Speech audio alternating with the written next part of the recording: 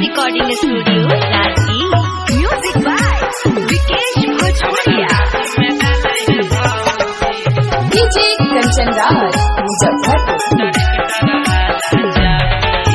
पियवा हकैता रही बड़ बड़ी अति करे भौजी।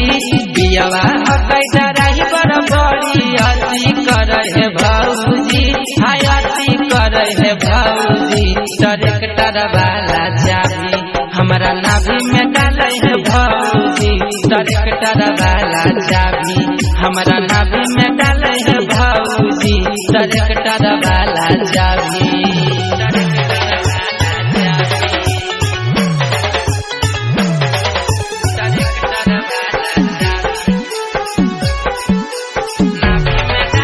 डीजे कंचन राज मुजफ्फरपुर। घाघरा में ऐसे पहले धरया कवारी। बेड पर सुता के फिर लगाबो है केवारी।